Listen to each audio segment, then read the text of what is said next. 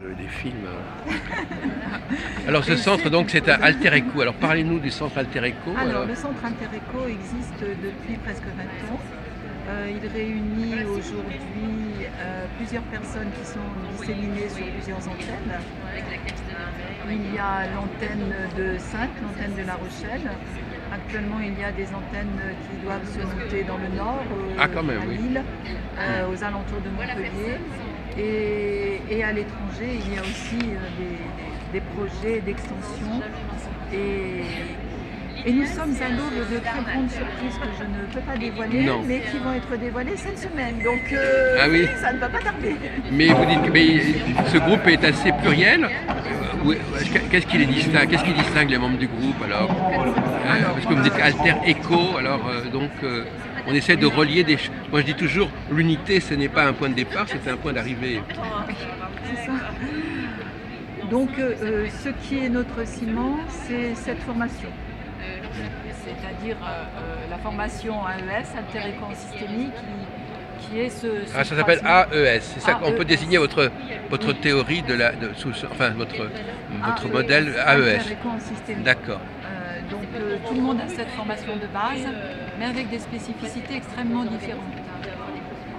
Il y a des personnes qui ont été formées et qui sont bien sûr psychothérapeutes, psychopraticiens, mais il y a aussi sophrologues, il y a aussi maître Reiki, il y a aussi du massage ayurvédique, il y a un énergéticien, il y a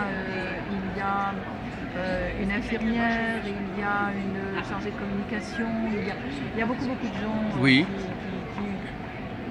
qui œuvrent pour le centre Alter Eco. Et ce qui nous intéresse, c'est la complémentarité que l'on peut offrir aux personnes qui viennent vers le centre et pas forcément vers une personne en particulier, de façon à pouvoir travailler toutes les dimensions de soi et tous les besoins du moment.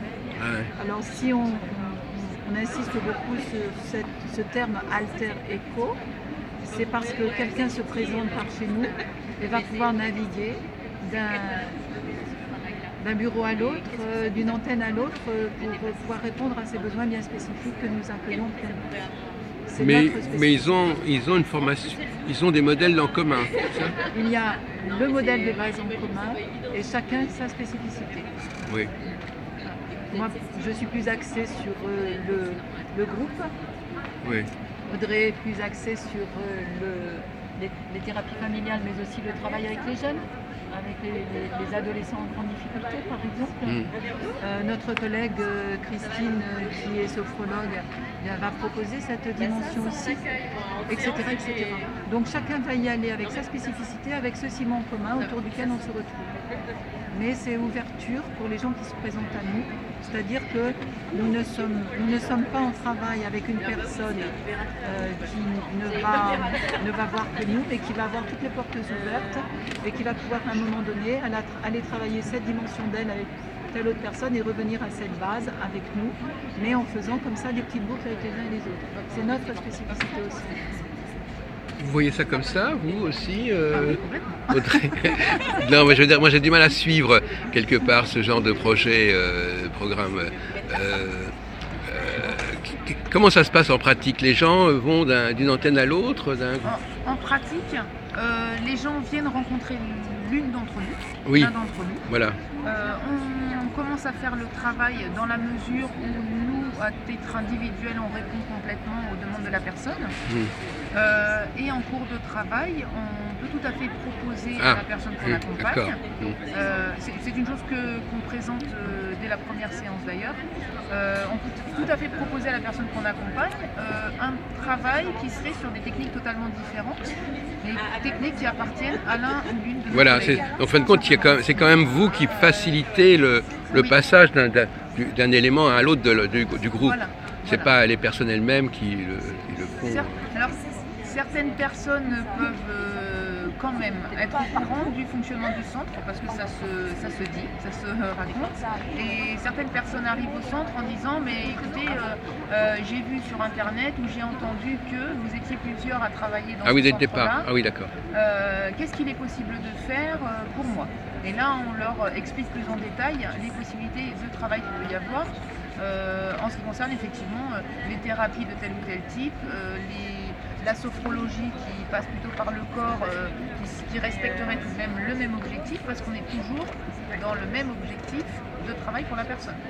Donc c'est en fait comment on peut faire à plusieurs en ayant des techniques qui sont des techniques et des manières de faire totalement différentes, comment on peut faire pour aider quelqu'un en allant dans exactement le même objectif de la personne. Mais au départ, la personne, comment à votre avis les gens choisissent au départ parce que c'est toujours un mystère finalement. Pourquoi telle personne va vouloir passer par telle porte et pas telle autre porte au départ elle a parce qu'elle a une certaine image de la chose, mais souvent une image qui n'est pas forcément juste finalement. C'est tout le problème, hein. Qu'est-ce qui fait qu'on choisit on va voir celui-ci et pas celui-là au départ, alors qu'on ne sait pas très bien. C'est une certaine image, une certaine communication qui fait que la personne s'est fait une certaine idée de la chose. Oui, puis il y a aussi le réseau qui est acteur à ce moment-là, c'est-à-dire les personnes peuvent nous être envoyées par l'instituteur, par le médecin, par l'assistante sociale. Oui, mais lui aussi, il a fait un choix aussi, cet instituteur. Il s'est dit que il a une certaine image. Le paradoxe, c'est qu'il vous envoie sans vous connaître complètement non plus. Il va dire telle technique et en fin de compte, il ne la connaît que de l'extérieur par certains côtés. C'est là qu'il y a une espèce de nœud comme ça, un peu étrange. Les gens vont vers quelque chose, ils ne la connaissent pas, ils croient la connaître, ils ont une petite idée de la chose. Et on est tous confrontés à ce problème-là dans tous les domaines. Oui. Et on va vite s'apercevoir si l'alchimie existe ou pas, parce que ça peut aussi ne pas fonctionner et qu'on soit amené à permettre à la personne qui est venue nous voir au départ d'aller vers quelqu'un d'autre, une autre technique, qui n'est pas forcément dans notre soyons ouverts. Ah oui aussi. Oui, bien sûr, oui, les gens ne nous appartiennent pas, les gens viennent vivre une aventure avec nous, qui parle de leur cheminement à eux, et où nous ne sommes que des outils à leur service. Et il est hors de question que nous nous comportions en bourreaux à posséder les personnes sous prétexte que nous pensons que nous serions les meilleurs ou je ne sais quoi. Les gens viennent se servir de nous comme outils pour avancer sur leur chemin de vie et nous ne sommes que des outils. Mais qu'est-ce qui fait que tel outil convient mieux à une personne, à votre avis? Son histoire. Son histoire, sa sensibilité. Vous pouvez vous dire, a priori, quand vous voyez quelqu'un, vous vous dites c'est peut-être cet outil qui serait mieux pour cette personne-là. Ah oui. On utilise plusieurs techniques passées. Il y a bien des moments où les gens nous disent oui, mais ce que vous êtes en train de me raconter là, ça ne m'intéresse pas vraiment, je préférerais qu'on travaille comme ça et comme ça. Par exemple, si on reprend la typologie de base et qu'il y a quelqu'un qui est très gardien et qui vient travailler avec nous, c'est pas la peine de lui proposer un travail de compréhension sur la famille. Il va évacuer tout de suite tout ce qui est de l'ordre systémique, parce que lui, il a besoin, au lieu de comprendre, il a besoin d'agir et d'avoir des outils très concrets pour avancer. Donc là, on sait qu'il va falloir qu'on utilise plus des outils PNL. Oui. On a un agitateur, il va falloir utiliser plus des outils systémiques. On a une antenne, on va peut-être le diriger vers l'hypnose. Donc nous, on a notre grille aussi. Une sorte de plateforme, on pourrait presque dire. C'est ça. Et puis, il y a des personnes qui vont décider de jongler avec l'ensemble. Et ça va être à la carte que ça va être étudié. Donc on a des grilles de départ, et après, il y a une étude à la carte. Bon, on comprend mieux comment fonctionne votre structure Alter Eco. Je m'en doutais, mais ça me fait plaisir de l'entendre comme cela. Comment, effectivement, chacun doit pouvoir renvoyer à un autre, éventuellement si... Et là, je peux vous présenter quelqu'un qui est venu de l'île Maurice et qui connaît mon travail à l'île Maurice, avec tout ce que j'ai pu faire là-bas. Oui, en effet. Tatiana de l'île Maurice. Alors, vous avez profité, vous avez expérimenté cet ensemble. De le faire deux fois.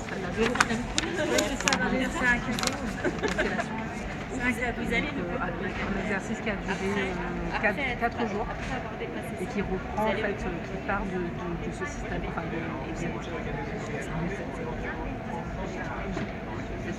cette typologie. On ne vous entend pas très. Je vais me rapprocher parce que vous avez une voix qui est assez sourde.